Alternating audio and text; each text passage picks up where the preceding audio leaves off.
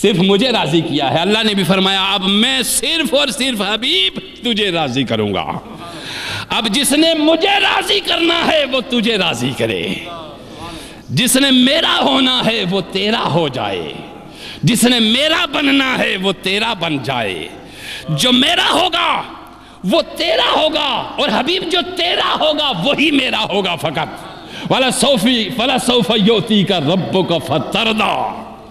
میرا کام خدا کی رضا چاہتے ہیں دو عالم. اللہ حضرت نے فرمایا خدا کی رضا چاہتے ہیں دو عالم، اور خدا چاہتا ہے رضائے محمد. تو جب نفس انسانی نفس راضیہ بن جائے، راضیہ وہ جو اللہ سے راضی ہو گیا، اور مرضیہ وہ جس سے اللہ راضی ہو گیا. جس سے اللہ راضی ہو گیا، اب وہ انسان مقام بندگی کی چوٹی پہ فائز ہیں محمد مصطفیٰ صلی اللہ علیہ وسلم. آپ کی زبان، آپ کی آنکھ، آپ کے کان، آپ کے پانچوں حواس ظاہری، پانچوں حواس باطنی، اور پھر پانچوں حواس اس کے علاوہ انسانی 15 حواس کا مجموعہ، یہ سارے کے سارے حواس کا رخ جب مولا کی طرف ہو جائے تو بندگی اپنے کمال کو پہنچتی ہے. پہلے بندہ خود کہتا ہے کہ میں اس کا بندہ ہوں. جب بندگی کمال کو پہنچے وہ تصدیق کرتا ہے کہ یہ میرا بندہ ہے.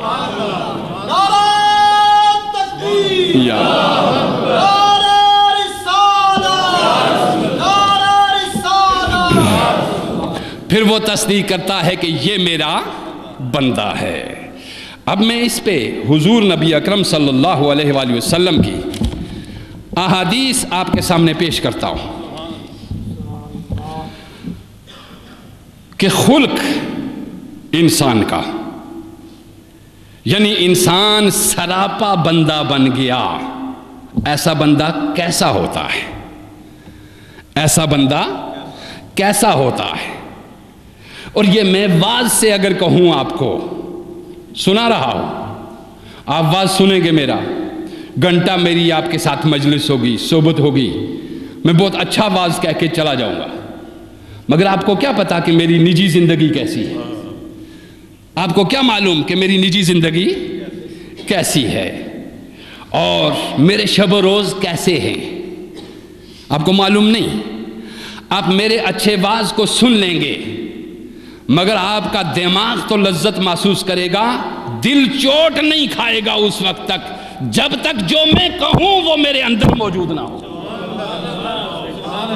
جب تک جو میں کہوں وہ میرے اندر موجود، آپ کے دل کو چوٹ نہیں لگے گی. ضرب کوئی مومن ہی لگا سکتا ہے، اور بندگی کی چوٹی پہ فائز ہی لگا سکتا ہے، جس سے بندے کا دل پگھل جائے، سینہ لرز جائے، رونگٹے کھڑے ہو جائیں اور اس کی شب شب زندہ دار بن جائے. حضور غوث الاعظم نے فرمایا رجالی فی حواجرہم سیامن، رجالی فی حواجرہم سیامن ظلم اللیالی کاللعالی. میرے غلاموں کی شان یہ ہے کہ وہ دن میں اپنے پیٹ پہ پتھر باندھ لیتے ہیں، دوسروں کو کھلانے لگتے ہیں، اور رات جب سونے کے لیے ہوتی ہے وہ میری حضور کھڑے ہو جاتے ہیں. یہ فرمایا کہ دنوں کو سخاوت کرتے ہیں اور راتوں کو اللہ کے حضور کھڑے ہو کر کہتے ہیں پروردگار ہم کچھ نہیں کر سکے. ہمارا جی یہ چاہتا ہے کہ ہم دونوں جہان دے دیں آپ کو. ہمارا دل یہ چاہتا ہے، اعلیٰ حضرت نے کس طرح فرمایا تھا کہ دونوں جہاں دل چاہتا ہے کہ آپ کو دے دیے جائیں، مگر کیا کریں کروڑوں جہان نہیں ہیں میرے پاس. میرا دل چاہتا ہے کہ دے دوں. اللہ چاہتا نہیں تجھ سے، بس تیرے دل کو اس کیفیت پہ لانا چاہتا ہے کہ اگر کروڑوں کائنات کے جہان بھی ہوں میں مولا کی رضا کے لیے دے دوں. بس تیرے دل کی کیفیت کو اس میدان پہ لانا چاہ رہا ہے تاکہ معلوم ہو جائے کہ تیرے دل کی کیفیت کیا ہے. یہ کیفیت کروں تیرے نام پہ جاں فدا، نہ ایک جاں دو جہاں فدا. کروں تیرے نام پہ جاں فدا، نہ ایک جاں بلکہ دو جہاں فدا، دو جہاں سے بھی نہیں جی برا، کروں کیا کروڑوں جہاں نہیں، کروں کیا کروڑوں جہاں نہیں، کروں کیا کروڑوں جہاں نہیں۔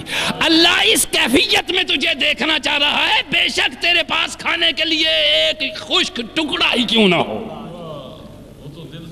وہ دیکھ رہا ہے، نیت تیری دیکھ رہا ہے۔ اس لیے خلق کہتے ہیں کہ تو ساری طرف سے تیری ہر شے اس کی محبت میں فنا ہو جائے، اس کو کہتے ہیں خلق۔ اب سنیے حدیث پاک، حضرت عائشہ صدیقہ رضی اللہ تعالی عنہا اس حدیث پاک کی راوی ہیں۔ آپ فرماتی ہیں قال رسول اللہ صلی اللہ علیہ وآلہ وسلم ان من اکمل المؤمنین ایمانا احسنہم خلقا۔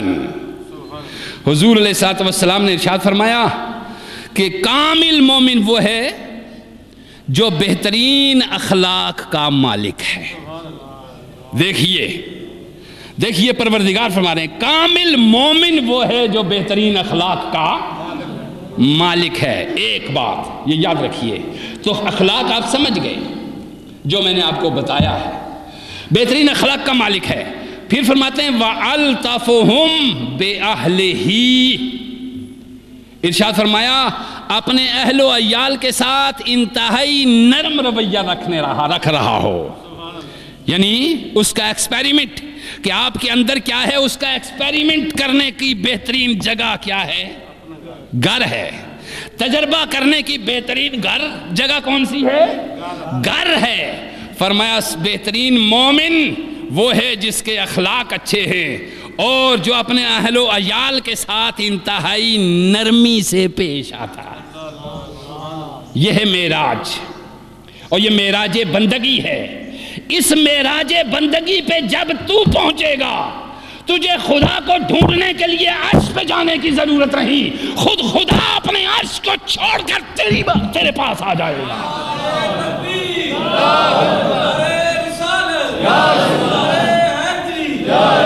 خود خدا عرش سے نیچے اتر آئے گا، حضور گئے اوپر یا خدا آیا نیچے۔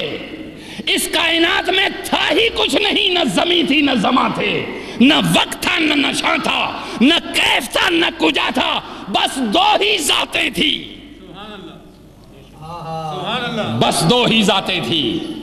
اس وقت نہ زمانے کی کوئی کیفیت تھی نہ وقت کی کوئی قید تھی، چونکہ وہ خالق زمانہ ہے، وہ خالق زمانہ ہے۔ اب ارشاد فرمایا احسنہم خلقا والطفہم بأہلہ،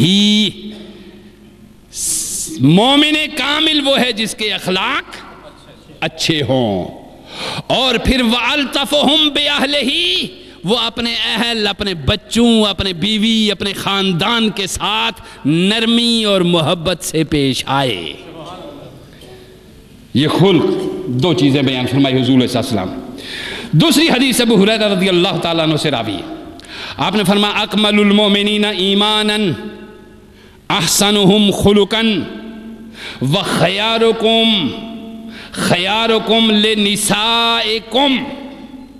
توجہ دیجئے، انٹرنیشنل اقوام متحدہ چارٹر میں خواتین اور نسواں کے حقوق 1400 سال بعد بناتی ہے۔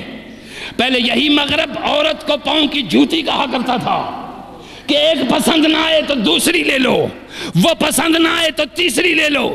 جب مغرب عورت کو ڈائن کہا کرتا تھا، کسی دوسرے ستارے کی عجیب مخلوق کہا کرتا تھا، شیطان ثانی کہا کرتا تھا، اس وقت مصطفیٰ نے صحرا میں کھڑے ہو کر یہ اعلان کیا تھا اکمل المومنین ایمانا احسنہم خلقا وخیارکم خیارکم لنسائکم، تم میں سب سے بہتر وہ ہے جو عورتوں کے ساتھ بہتر سلوک کرے۔ اندازہ یونائٹڈ نیشن کا کوئی چارٹر اس وقت وہ عورت کو انسان ہی تصور نہیں کرتے تھے، جب رسول اللہ نے فرمایا تھا کہ ایمان اس وقت تک ہو ہی نہیں سکتا جب تک تم اپنی عورتوں سے بہتر سلوک نہ کرو گے۔ آپ اندازہ لگائیے، یہ خلق عظیم کی چوٹی کی بات ہو رہی ہے۔ پھر میرے رسول اللہ صلی اللہ علیہ وسلم نے